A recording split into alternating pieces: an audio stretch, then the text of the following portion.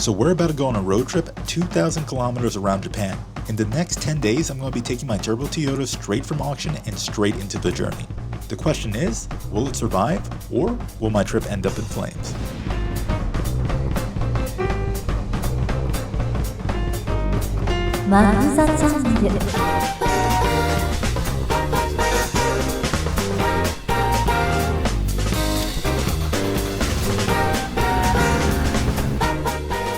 Alright, so right now, I don't know, you can see this cable, right? So my GoPro is like on the top and my battery pack is like somewhere in here. Like I wanted the sunroof just to be cool, but I didn't think it will come in handy.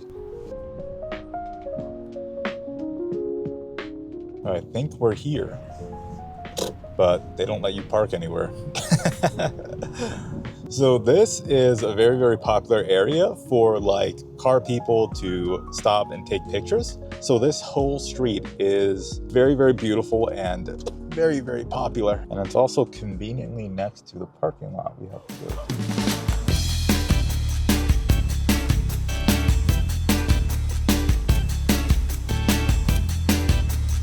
This is Honda Welcome Plaza Aoyama, located in Minami Aoyama. Similar to Nismo Mori Factory, it's a lounge where you can check out Honda's rotating exhibits, and this time around they baited me in with some limited time events. They have a Hot Wheels collab going on right now where they had a City Turbo 2 in display, and the toy version was actually also for sale. Now, if you don't know what that is, it is a 110 horsepower turbo hatchback weighing in at around 1,600 pounds. And yes, this is the same Honda City that was offered with the now extremely expensive foldable 50cc Honda Moto Combo. But what I was really here for was to check out these two manly vehicles. These are Honda Super Cubs, the world's most produced vehicle and extremely popular in Asia. At some point in time, you've probably seen one of these without knowing in media or maybe even in person. In fact, even I have one. And like Japan does with everything, there's an aftermarket scene that lowers them and customizes them. But there's bad news for the Super Cub. One of them is being discontinued after almost 70 years. And today they're displaying special limited time versions to commemorate it. One of them is a final edition as a send-off, and the other one is a Honda and Hello Kitty collab. Now, Japan loves Hello Kitty, and there was so much Hello Kitty in there today that I might as well have been in a Sanrio store. I was hoping for parts for my Super Cub, but instead I turned into a Hello Kitty hostage and I was forced to swipe my card. These are probably limited time, and they also match the color of my bike, so I'm like, you know what, we can put these on if I ever restore it. So we cruised through Ginkgo Avenue, parked the Crown, and walked a short distance to Honda Welcome Plaza Aoyama. Now we're going to be taking a stroll through one of Japan's most fashionable neighborhoods to the next destination.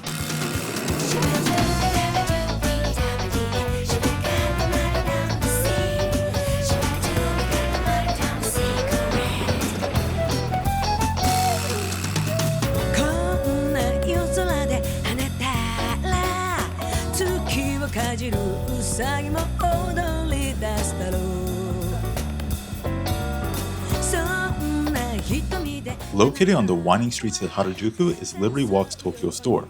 Now, they didn't have one of their cars parked outside today, but they did have this baby F40 main stage, which is based on their actual F40. Liberty Walk is somewhat of a hybrid between fashion and cars, and if you know how most Japanese car shops look on the inside, this is probably one of the better ones in terms of presentation. I think it's fair to say that Liberty Walk focuses a little bit more towards appearance and performance, and some of their body kits and builds have gained a reputation online and overseas for being over the top and flashy. This store particularly is for merch, stickers, clothing, and stuff of that sort, all of it pretty much car focused. It also being in the center of Tokyo makes it pretty easy for people to stop and visit, especially foreigners, because you don't have a car. Now for the rest of the day, I've wandered through Shibuya, taking video of any car or basically anything that looked cool.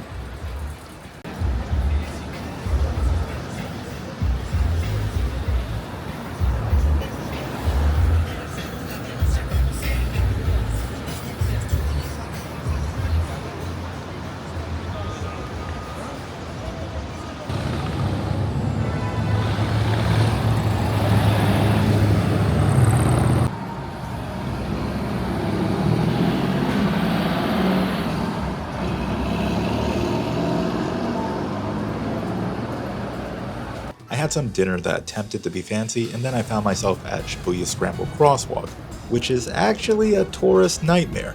I made my way into Nihonbashi Takashimaya Shopping Center, where they have a mega Pokemon Center and some other game-related goods. I tried to take the evening pretty easy because yesterday I had driven 8 hours from Nagano and I was still pretty exhausted. Eventually, I decided to hop back in the crown though, and we are going to ride the loop all the way to Autobox Pit Shinonome. If you watch Japanese car videos online, you've probably seen it before. Autobox is a general car parts and service store in Japan, and this one is probably the biggest one in the country. Unlike America, they have aftermarket parts on display, and they're also available for purchase, which is kind of nice since you can test or view them in person before buying anything. My favorite part about Autobox is probably the most underrated thing, their book section. If you have a Japanese car, you will find some magazine filled with knowledge on your specific platform. And of course, the parking lot here is always full of people going in and out.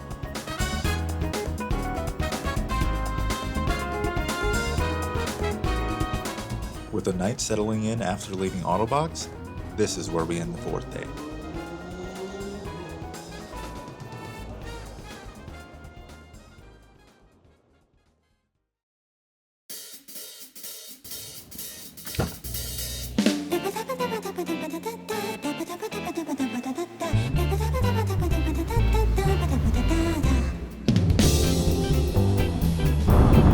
So today is finally the day. So I wanted to go to this place for like a year now.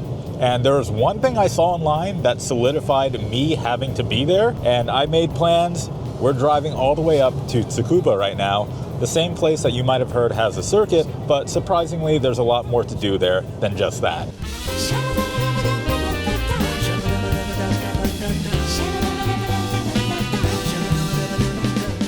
So this is called Fruits Line, and I'm pretty sure it is a Japan Toge project stop. And I'm also realizing where they get the fruits from, because Tsukuba is full of like farms and fruit trees. Like driving here, I must have seen like 3 different fields just full of oranges. Man, it's honestly so steep in some areas. It's like riding a roller coaster, and in other places it gets so ridiculously narrow. Oh my god, you guys couldn't see it, but the view to my left, you can see everything. I don't know what city I was looking over, but we are high up now. Oh shit, this is a pretty cool spot. Let me stop here. Oh, this is a really good spot. You guys are gonna love this, wait. Look at that view, man. That is ridiculous, and I didn't even plan to be here. I just randomly drove and somehow came across this rest stop lookout area. Let's walk around. So there's my crown. Oh yeah, by the way, this thing is so ruined by bugs now. It is so dirty, I don't know if you can see it. If you want to go here, that's name. But when I told you guys that we are really, really high up, look at that. Man, I noticed that there's 2 groups of people here. For some reason, there's like old people. So I'm assuming there's like a path or some trail that you can walk to get all the way up here. And then we have car people. And they're also up here too. There's an ND Miata, and I don't think I've ever pointed one of these out on my channel, but this is a S660 K-car rear engined, and I think it is it turbo? I can't remember. Very, very tiny. Oh yeah. If you think the Miata is small, S660. Tiny, tiny. So down there, there's like an additional path, and there's some staircases that go down, but we have places to be, so I can't stay here for too long. Let's go. Okay, I'm already about to leave, and this guy pulls up in a 360 Spider.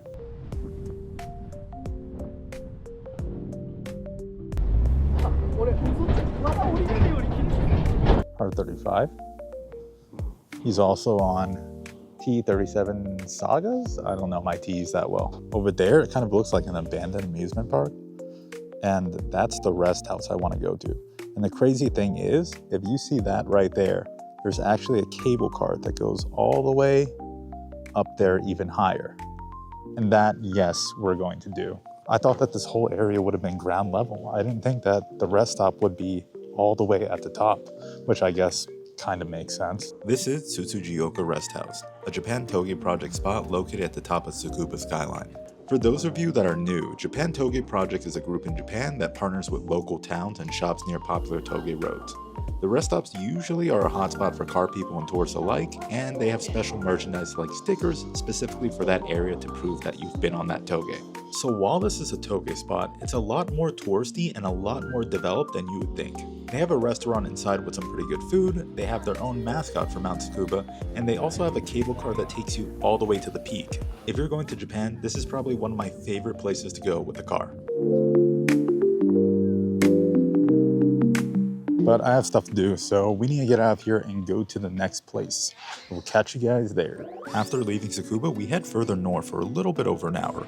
Eventually, we arrive at the gates of what seems to be a resort. So this is Twin Ring Motegi, and if you didn't know, it's a little bit more than just a racetrack. So when I was at the gate, she gave me this thing. And what I was not prepared for was, this is a layout of the whole thing, and you can see it looks like a theme park. But the middle part is the track and everything else around it is an attraction. Now we got here pretty late, so we're not gonna be able to get to everything here, but there's one big thing that I want to go see, and it looks like it's right there.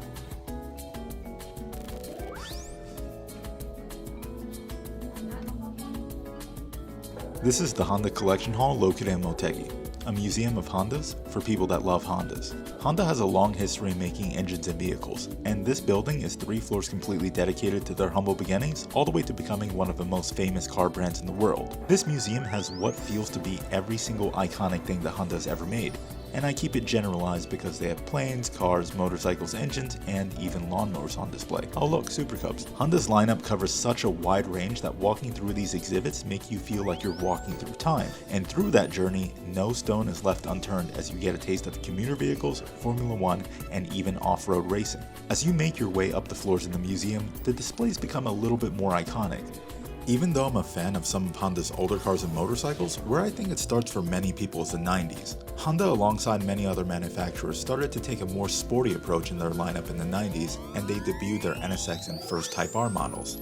The NSX was Honda's entrance into the exotic market and is arguably one of the most famous Japanese cars of all time. To me, the NSX stands in a class of its own, and if you've ever been in one, you can tell the difference in quality between an NSX and a GTR.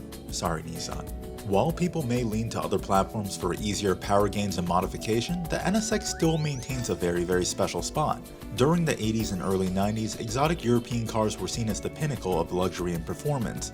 The NSX was Honda's attempt to compete with the European market and also provide the reliability that Honda is known for. And of course, there were revisions to make the platform even more sport-focused and raw, introducing the NSX Type R.